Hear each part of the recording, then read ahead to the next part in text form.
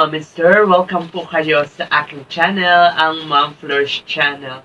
For today's video, pagkwentuhan po natin itong love team, isa sa mga love team actually, na marami na talagang nakakamiss. Marami na ako nababasa na talagang kailan kaya mabablog ni Kalinga Prab. At syempre tinutukoy ko walang iba kung hindi ang Rachel. But buti na lang may mga BTS, itong mga K-boys sa mga ilang mga event ng Kalingap.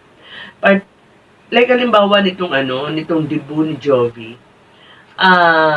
May napanood ako kay Kalingap Norman. Talagang naaliw ako dito sa sa vlog na to ni Kalingap Norman doon sa BTS niya sa naging debut ni Jovi. So, kung makaradyan po kayo at hindi nyo pa napapanood itong vlog ni Kalingap Norman doon sa debut ni Jovi, panoorin nyo po kasi may marami pong mga kuha doon o may eksena doon ang Rachel.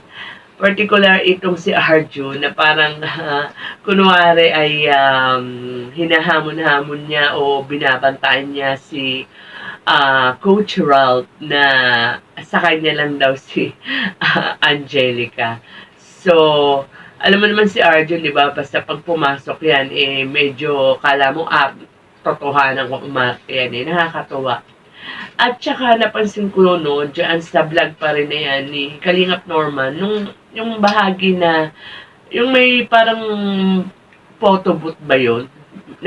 Kinukunan yung bawat love team. So, nandoon nga ang ating favorite, na Rachel. And makikita mo sa mga mata nila, kahit hindi sila nagsasalita, kung ano yung mga feelings nila. Si Coach Ralph, dati-rati na natin siyang napapanood, wala pang Rachel noon kasi di ba nga, madalas, pag nagbablog si Kalinga Prab, na hahagip din siya ng camera, kung hindi man, na nai-interview siya talaga.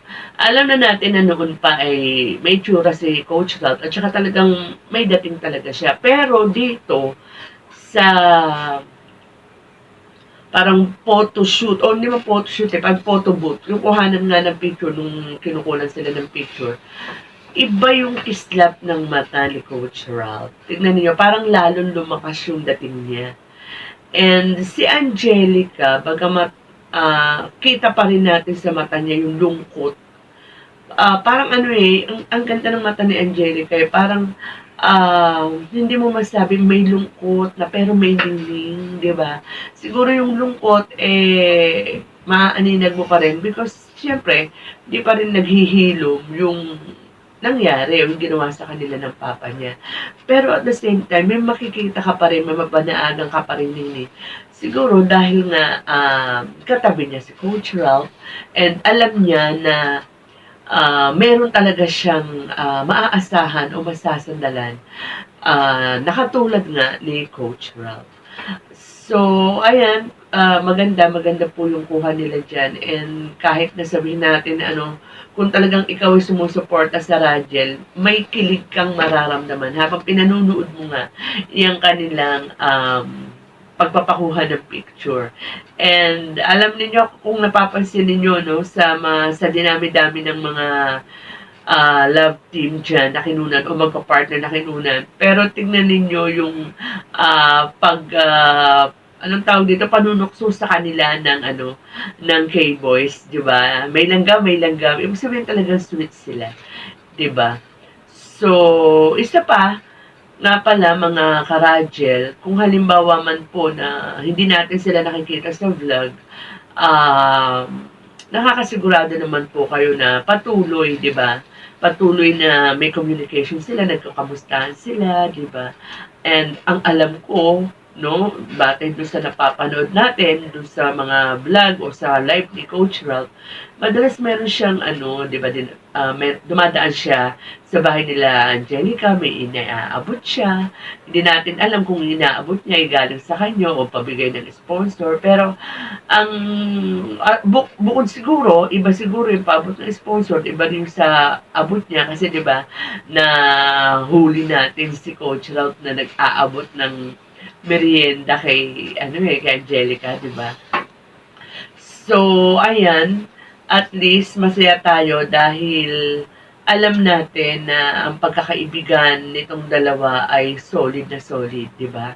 So, yung best friend na yan, mauuwi rin yan sa, yung sinatawag natin sa kanila na best love. So, konti-konti na lang mapapanood na natin ang Rachel. Yan na, Pihado, no, ang nakalinya kay Kalinga Prab. Medyo naging busy lang talaga si Kalinga Prab. And konting tiyaga na lang po. Ayan na ang Rachel. So with that, mga Kalingap, mga Karachel, hanggang dito na lang po muna ang ating kwentuhan. Ingat po tayong lahat and God bless.